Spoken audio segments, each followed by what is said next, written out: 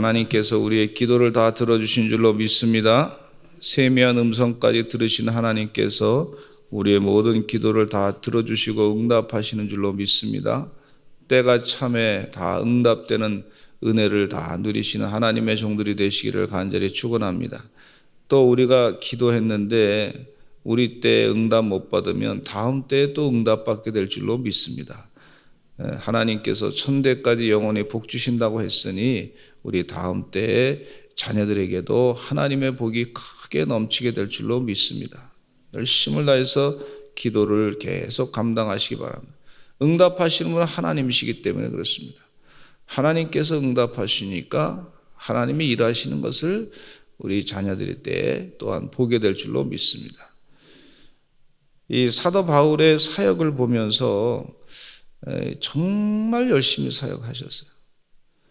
전도 여행을 하면서 1차 전도 여행을 하고 2차 전도 여행하고 이제 3차 전도 여행, 이 모든 전도 여행을 하는 동안에 1차 전도 여행하고 고난을 많이 겪으셨어요. 많은 어려움이 있었어요. 또 바나바와 사이가 또 안 좋아졌던 것도 2차 전도 여행 때 드러났던 걸 볼 수가 있는데, 이런 모든 과정 가운데 좀 힘든 상황이었어요. 그런데도 2차 전도 여행을 또 계획한다. 이게 쉬운 게 아니란 말이죠. 한번 사람이 아주 심한 어려움을 겪고 나면 뭐 매도 맞기도 하고 모욕을 당하기도 하고 뭐 숨어서 도망도 가기도 하고 그러는데, 그런 것들에 대해서 두려워하지 아니하고 또 새롭게 전도 계획을 삼았다. 또 3차, 2차, 3차 삼았다. 그렇게 준비했다는 것은 정말 하나님께서 함께 하시고 성령님이 강력하게 역사하지 않으면 사람이 할 수 없는 일이라 생각합니다. 전도, 우리 성도님들도 전도 열심히 하시는데 한번 전도하고 나서 힘들면 그냥 또 주전물로 하는 사람이 꽤 되더라고요.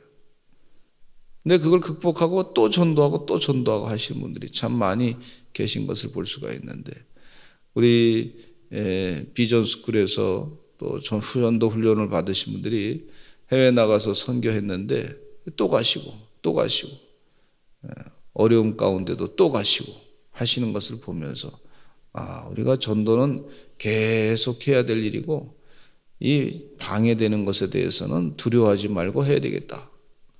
잠깐 물러섰다가 또 하고 그래야 되겠다 하는 생각을 갖게 됩니다. 오늘 1절로부터 2절까지 말씀해 보면 죄수의 몸으로 복음 전파하는 사도 바울의 모습을 볼 수가 있는데, 이 사람의 생각으로는 이해할 수 없지만 하나님의 계획으로는 참 로마까지 가서 복음을 증거하는 것을 볼 수가 있어요.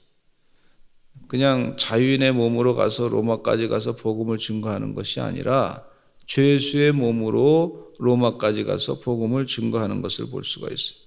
사도행전 23장 11절 말씀에 보면 이런 말씀이 있습니다. 그날 밤에 주께서 바울 곁에 서서 이르시되 담대하라, 네가 예루살렘에서 나의 일을 증언한 것 같이 로마에서도 증언하여 하리라. 하나님께서, 예수님께서 하신 말씀, 예언의 말씀이 있는 것을 볼 수가 있어요. 그래서 예수님께서 담대하라, 네가 예루살렘에서 나의 일을 증언한 것 같이 로마에서도 증언하여 하리라. 예루살렘에서 이 총독과 왕 앞에서 하나님 말씀을 바르게 전했던 것을 볼 수가 있는데, 그렇게 담대하게 증언한 것처럼 로마에서도 증언할 것이다.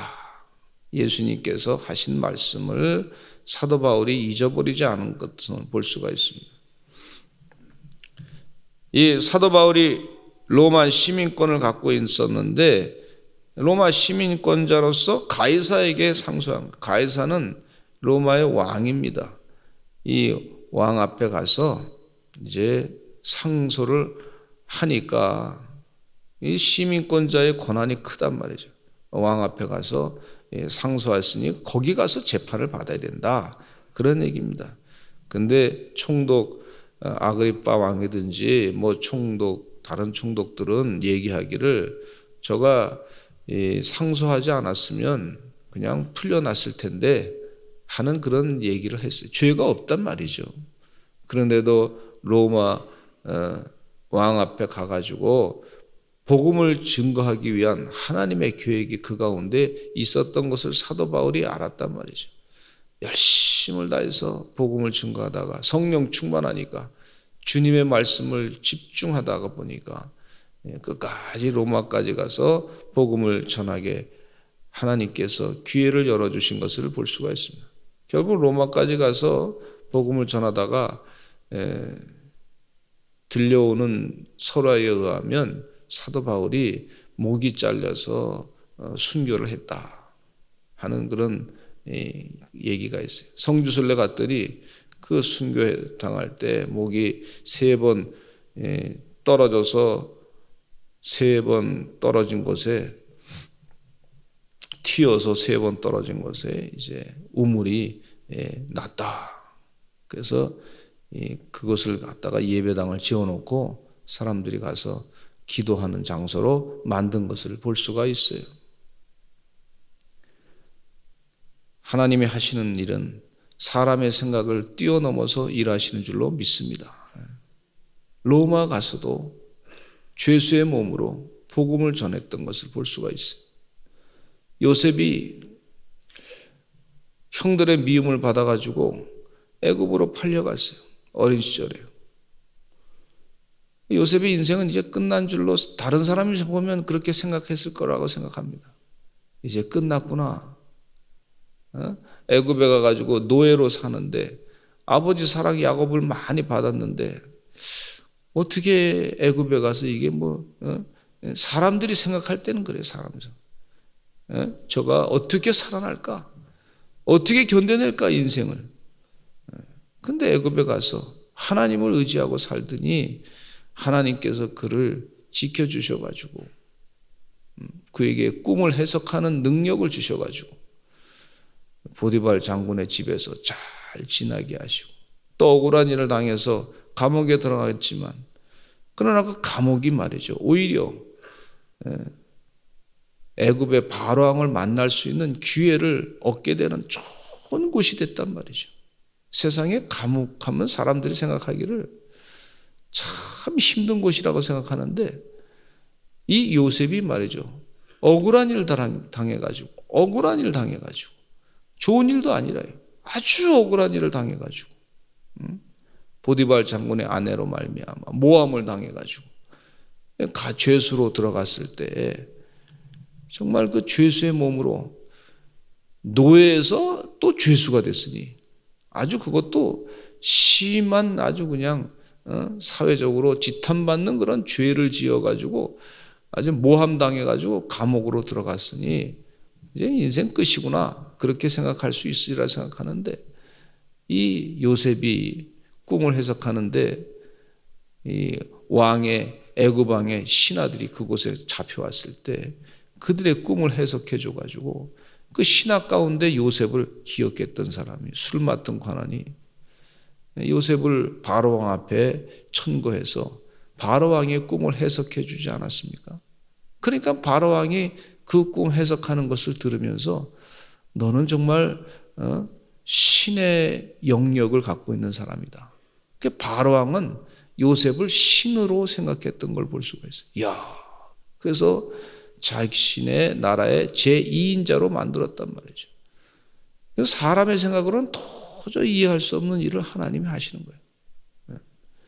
지금 사도 바울은 죄수의 몸으로 지금 이제 로마로 가게 되는데 사람의 생각으로는 참 이해할 수 없는 일이죠. 근데 사도 바울의 사역을 보니까 그분의 이 성경 말씀 쓴 거, 그 편지 글을 보면서 지금도 수많은 사람들이 그 말씀을 통해서 은혜를 받는단 말이죠. 영적인 교훈을 얻고 새 힘을 얻고 주의 능력을 체험하고 오직 로마서 말씀에 보면 오직 의인은 믿음으로 말미암아 살리라. 사람의 마음 가운데 감동을 주어가지고 유명한 루터 목사님께서 종교 개혁을 일으키게 하시고 또 존 웨슬레 목사님도 그 말씀을 통해 가지고 큰 은혜를 받고 복음을 전하게 하시고, 또 성 어거스틴도 로마서 13장에 있는 말씀을 통해서 그가 낮에와 같이 밤에처럼 방탕하게 살지 말고 낮에와 같이 아주 깨끗하게 지내야 된다, 그렇게 하는 얘기를 듣고 성 어거스틴이 거꾸라져서 변화된 것을 볼 수가 있습니다.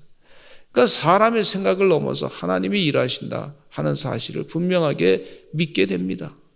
여러분, 주의 은혜 가운데 이 코로나 시기에 위기가 있지만은 사람의 생각을 넘어서 하나님이 일하신다고 하는 확신을 더 가져야 될 줄로 믿습니다.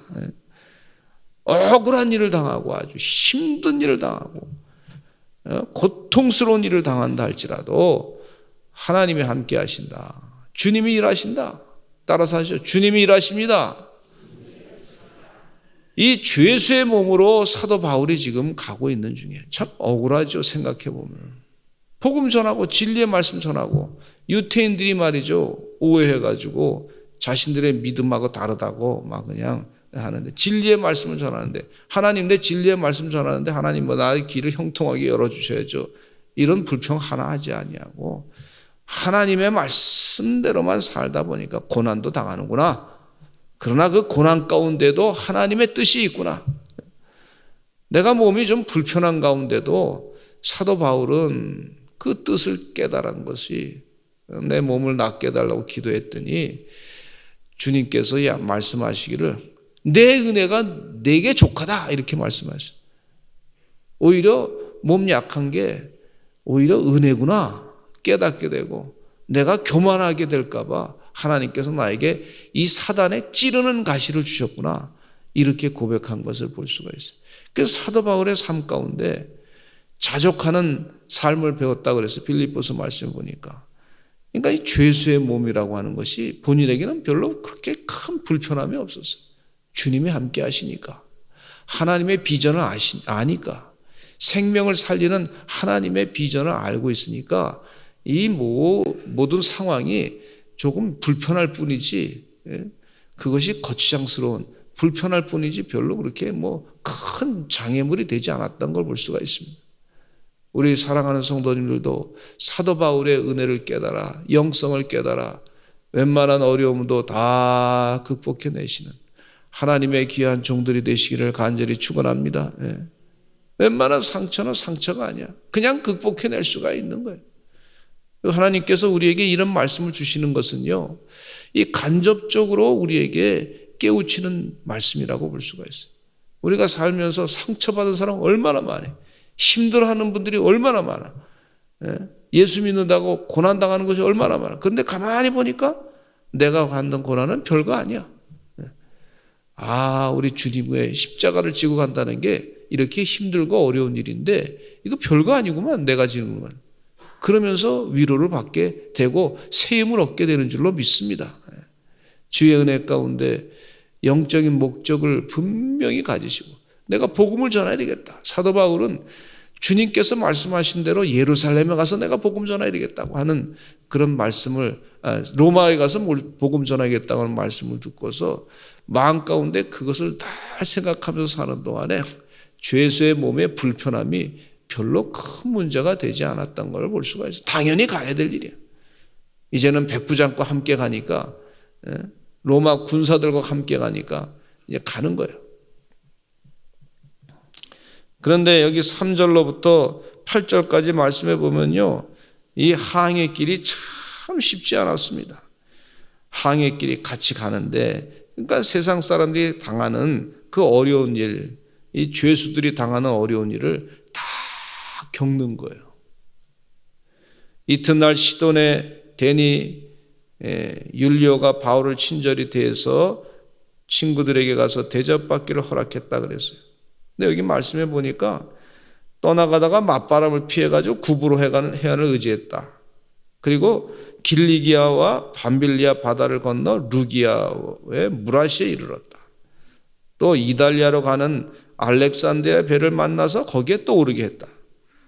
배가 천천히 가니까 간신히 니도 맞은편에 간신히 이르러 가지고 풍세가 더 허락하지 아니하서 살몬의 앞을 지나서 그러니까 이 항해 길이 말이죠, 참 쉬운 길이 아닌 걸 볼 수가 있어요. 우리 인생 살면서 복음을 전하면서 주의 뜻대로 살면서 이 삶 자체가 참 쉽지가 않잖아요. 별일을 다 겪잖아요.